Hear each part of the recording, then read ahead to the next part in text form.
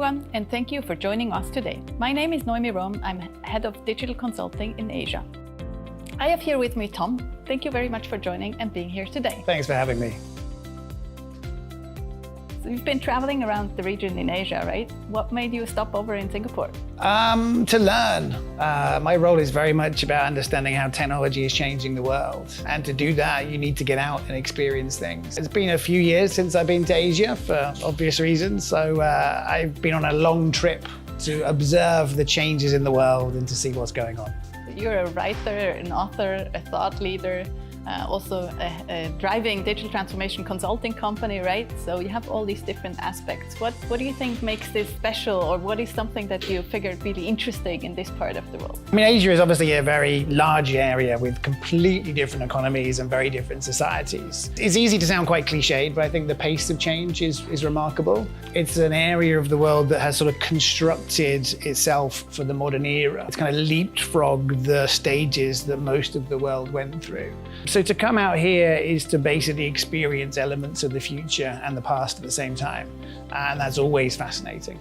What do you think is the impact of, or the driver of technology in this world? Where do you see examples of technology that has been different applications, different use cases that you find very interesting? It's certainly a very mobile-centric landscape. When you don't have the legacy of shopping malls, of physical banks, when you don't have a sort of muscle memory of how things have always been, what you see is things created for the first time around mobile behavior. And you realize that an area like retail goes straight from mom and pop shops to delivery drivers arriving at your home. You realize that native applications have changed the very sort of fabric of society.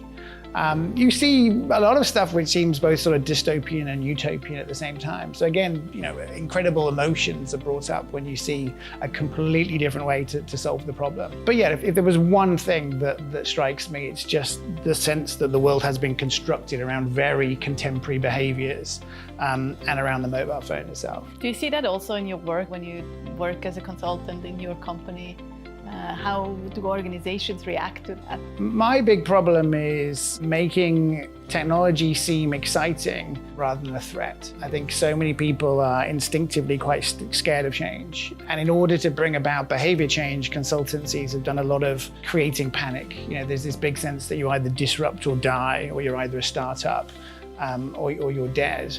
And I think there is a real act to be done, which is to learn from the edge cases, to be very aware of what technology makes possible, but to also appreciate that companies have been successful for many years without changing all of the time. So trying to find a sort of optimistic and clear vision for the future is what I try to do. What are some trends that you see happening in the future in this way?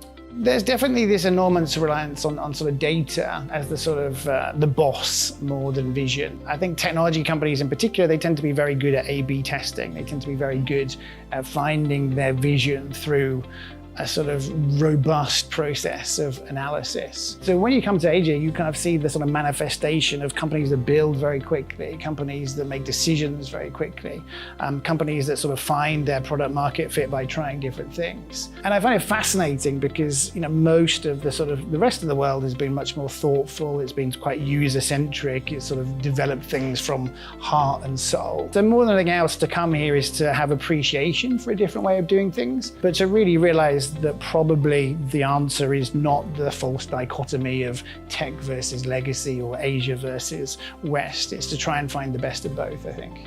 So you recently wrote a book about digital Darwinism. Do you want to share a little bit about how it was that you came up with it, and what did you want to impact, or what was the reasons behind it? I was quite reluctant to write a book. I'm very good with sort of expressing thoughts and frustrations, and I get quite emotional about the world.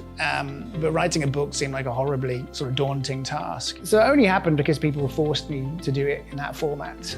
Even to this day, I hate having a book. I hate this idea that it's a long thing that people spend a lot of time reading and that no one can interact with, and that I can't learn from how people respond to it. But it was trying to put in context this moment in the world. It was trying to sort of understand that technology has come into our lives, and digital technology in particular has been a great way for us to augment the way that we've done things before. But it was trying to get companies to be more ambitious. Like the key question behind it is, what would your company look like if you set it up today? Knowing all you know about competitive threats, about new consumer behaviors, about new possibilities, what kind of company would you make? And it's odd because, as we were talking about before, when you come to Asia, you realize that actually a lot of the companies here are what people would make. These are companies that have built themselves for the modern era. It's exploring the process of getting companies to change and what process do they go through in order to do that best. What are some success factors for organizations to be able to do better in the digital transformation? It sounds very simplistic, but I think if there's one theme that companies should keep in mind, it's this idea of customer-centricity. It sounds like a sort of throwaway comment, and many companies think they're acting this way. They're really not. If you look at any org chart, the customer is completely ignored. If you look at how companies talk about themselves in annual reports, the customer is ignored. If you look at all the data that's measured, it's always very internal. We need a complete sort of shift in how companies think. It's not about getting better at what you've always made. It's about making better things, whether it's customer experiences, whether it's customer service. It's using the power of new technology and more imagination and more empathy to really serve people in a better way. What are some examples of companies that do a really good job? You see little signs of it. What I find, it's easy for people to sort of think I'm quite curmudgeonly or miserable because, perhaps I complain a bit. But you see examples of what's possible. It might be an airline like Delta where you can change your flight, perhaps with 3 button presses. It may be a hotel that finally lets you sort of check in with your face and doesn't ask for your credit card details 7 times. It could be a car rental company where you extend your booking without waiting online for an hour. So you see glimpses. I think the beautiful thing about this moment in time is we have companies that have succeeded for a very long time being brilliant at what they make. And we have these sort of thrusting tech startups that are brilliant at using best-in-class technology and tools to perhaps serve people better. And now is the stage where both of these companies can sort of rise up. Both types can use new technology to serve people better. And I think that's what makes this a particularly interesting time to be a normal human, to be a customer, to be a client, to be a consultant. You tap in something interesting as well, what we call ecosystem, right? Building up like an ecosystem where startups can interact with the customer, with larger corporations. What's your take on ecosystem and innovation? I am quite aware that most companies don't really know how to innovate. And I think we have had a lot of stages where the companies have the body language of someone that's trying to innovate, but they don't have the guts or the soul. In particular, I see a lot of sort of gestures of innovation. It's the single bank branch with a Pepper robot. It's the airline that takes Bitcoin, for one route. It's the shop that has a sort of iPad next to the till. We need to understand that innovation is less about the sort of double art feeling on a Friday afternoon at school. And it's much more the sort of robust, methodical process of going through everything that you do and thinking, is this what our company can be? Like, how can we make money in better ways? How can we serve people in more interesting ways? How can we drive incremental growth by making things which have real significance? And I don't think many companies have got that yet. They don't know how to work with startups. They don't know how to do innovation hacks. So I try to guide through companies through a process where they can really mean it. How can they really transform? How can they really innovate? How can they create new things which are not just something for a show and tell, but actually something that's going to change the future of a business? Something in your book that stuck with me was that culture change comes last. So when I read like similar books that come up with how to help organizations to actually help go through digital transformation, is like you have to work on the culture and you have to build a culture that fosters innovation and you can mistakes and do mistakes and all of that. In your approach, you say this is something that is a product that comes at the end. I think it's very hard. I think there are 2 ways to do it. One is to change everything, and then the culture is easier to change because everything's in place. The other way is to change the culture, and because the culture is different, you can bring in these people. I tend to think that companies really need to mean this. And it takes a real investment, and it changes everything from people's job descriptions to the types of talent that you hire, to the structure that you operate in, to the technology that you use, to the core sort of mission and purpose of a business. And I think if you try to do that after changing the culture, you'll realize that you didn't know what culture you needed. You almost need to sort of create the container into which the sort of liquid flows somewhat. We talk about investment, right? You just mentioned it right now. When we think about the economic situation we are in, everybody speaks about recession. Is the time to invest in innovation? Do we see companies actually going down that road? Are they more hesitant right now? I think the wonderful thing about innovation and transformation is it's kind of unbundled and irrelevant from the real world economy. Like if the economy is going brilliantly, then that means there's more money to invest in innovation. There's more of an appetite for risk. If the world economy is suffering, then there's more need to do things differently. There's more need to sort of work in a more efficient and outlandish and interesting way. So in theory, I think the economy shouldn't really change much. The really hard thing with innovation is to create a business case for something that's never been done. Generally speaking, companies are amazing at repeating the same thing over and over again. I think of sort of infrastructure as a good analogy. Like if you have a sort of railway system that appears to work, it's extremely difficult to create a business case to build a brand new railway system because it continues to work, and that it's not that good and it gets worse every year, and that people go on strike and that the material is degrading.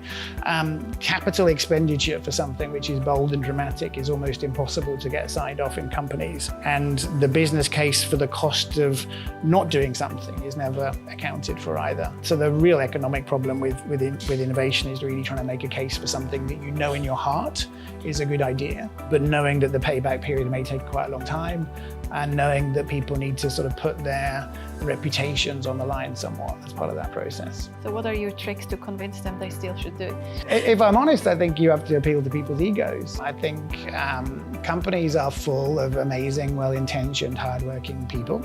And some people are trying to get by, and some people are trying to make a name for themselves. I say this with no disrespect, but I think you will never get a company to change with people who are trying to hide. You need to find the 1% of people who want to take a risk, who want to get noticed, who want to be proud of what they've accomplished. I looked at your LinkedIn profile and there was a post that was about AI, and kind of that everybody writes about ChatGPT, and everybody has like this AI machine kind of filling up their social media articles on AI. So the question is, enough of AI? Like, where does it lead us? Where does it bring us? Where do we see benefits of it? And maybe you can share a bit your thought about benefits versus risks as well. It's quite a big question. The hard thing about technology is people always want to talk about the most outlandish and sophisticated technology. And that's great because it's more exciting. It's great to put on a VR headset. Ultimately, the change that technology brings really comes down to how deeply it's integrated. And often it's really boring technology that makes quite a big difference. It could be something like the API. It could be something like collaborative software. Even the mobile phone sort of feels quite dull, but we haven't really made the most of that. So I think more than anything else, in this world where everyone's got a quick take, people need to take a bit of a step back and think, how can this technology allow us to do our jobs in different ways? What parts of our jobs can be automated? What parts of our jobs don't need to be done anymore? What can we do with this to make us all have a better life? And I worry generally that we're using it to do extra. So it's now, how can even more people try to market to you? How can we create even more content? I think instead we should be thinking less of more and more of better. So how can we make advertising that's better? How can we do customer service that's not cheaper but it's better? How can we use this data to make better decisions? And I think it's going to take us a bit of time to really understand the meaning and the sort of implications and the limitations of some of this software. You mentioned, or you highlighted a lot of the corporate benefits. If we think about the behavior, I mean, I'm curious to know as well, what is the impact in our behavior as a consumer or as an employee on the other side of things? It wouldn't surprise me if this technology goes more towards the background for the next year. I think it's very easy to get very exciting about what some of this stuff does. I think ultimately, most people's lives won't change that much. For once, the hype curve is somewhat correct when it comes to understanding artificial intelligence. I think most change that's significant happens with core foundational societal elements. It's things like regulation, it's things like taxation, it's things like governance, it's things like infrastructure. And normally when we sort of sprinkle the technology on like garnish, it changes a few sectors of the world, but it doesn't change that much in how we live our lives. I think probably 2 to 5 years time, we'll start seeing business models that were impossible before. We'll start seeing people do incredible things. We'll start to see education change to make sure that our kids learn different skills and different values. But I think sometimes we all need to calm down a little bit. But the world of social media is full of people who want to get noticed, so it's not that easy. The hype is really high in the beginning, right?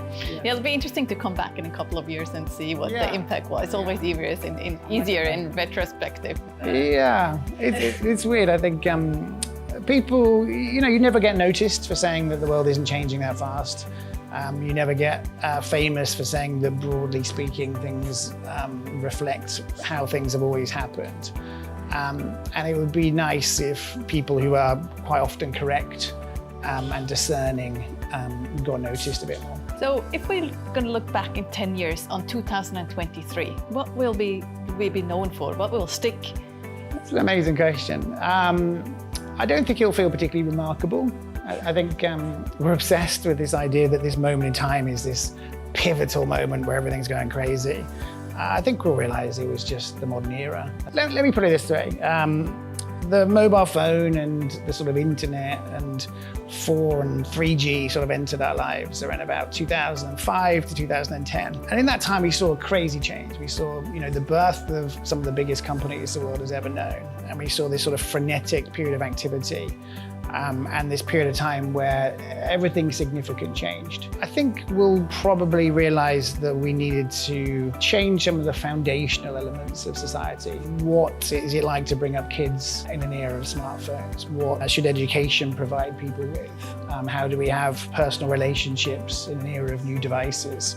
I think we'll probably see this as the moment where we started to make sense of it more, where we started to sort of be a bit more calm, a little bit more thoughtful, and perhaps use technology for good. I think a lot of technology that we've seen so far has been done because we can. Perhaps this will be the era of using technology for things that we should do. For example? Healthcare. How can we use people's data in a way to give them better healthcare? How can we anonymize data in such a way that we understand more about treatments and how they work? But even things like social security, how can we create infrastructure that is more precise in how it helps people? How can we create data systems for things like the police force or for teachers that helps them do their job in a more efficient way? There is so much stuff that can be done. I'm incredibly enthusiastic about the future.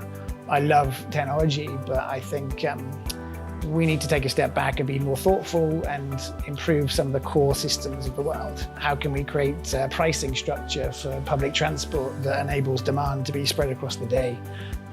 How can we build cities that are more sort of human in their approach? There are some really, really exciting things that can be done, and I'm hoping that the next 10 years starts to see that happen. So rather than this sort of approach of changing life like software updates, where you're doing 10 software updates a year, why don't we sort of find a sort of 10-year plan or a 20-year plan? Why don't we create sort of sensible structures and sensible deep change? So I would like to think that this will be the period of calmness where we thought more about the meaning and the implications of technology, and we put in place the infrastructure and the thinking we need to build a better future for everyone.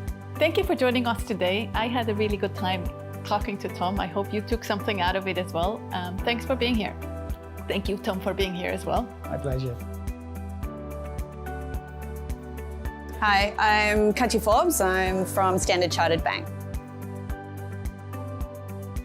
I think this is a great session for mental refreshment. So much of the time at our organizations, we spend our time doing our work inside our silos, trying to get things done, moving the dial 1 degree. And when you come and listen to a talk like this, you're actually refreshing yourself mentally with a whole bunch of different thoughts, different perspectives, things that are outside your everyday. And I think that helps us see our everyday with new eyes. I think a lot of what we heard tonight is faced by many companies, which is that difficulty in creating change. There are a lot of organizations that I've seen, outside of our business who are seeking to digitally transform but don't necessarily know where to start. They want to engage with us in digital ways and don't know where to start from our client's perspective. So it's really part of what we're doing to enable them to engage with all of our products and services in a digital way. And it's hard. This is hard work for both our organization and for our clients to do as well. Just because we can, does it mean we should? We have to ask the questions about unintended consequences of all of the decisions that we make when we think something is a great, innovative idea. It could be a great, innovative idea, but it could have repercussions that we haven't thought of yet. Things that we need to ask about: how's it going to affect different marginalized audiences, people who we don't immediately think about whenever we're putting something new and interesting into the world? So my bold statement is more, ask the questions, ask the right questions. So we've heard today that innovation is more than technology. So we actually need to make sure that the technology is adapted and also set in place, and that our human behavior change while interacting with new things that come to market. So of course that matters how big, for example, the companies are that come. So clients which are startups, for example, we see many of them coming, they have struggled. Once they have their ideas, they have the technology set up, but then they typically fail to scale, meaning they're not ready, they don't have the right skills and capabilities to make this to a successful product and to launch it in a bigger market. So that's some of the struggles we see for startups, the gap to scale up. For corporates, typically it's about focus. So what is the right focus? They have tons of ideas, but how to pick the right one, how to prioritize, and then also to action, to not just do the ideation and the early stage, but all the way through to implementing.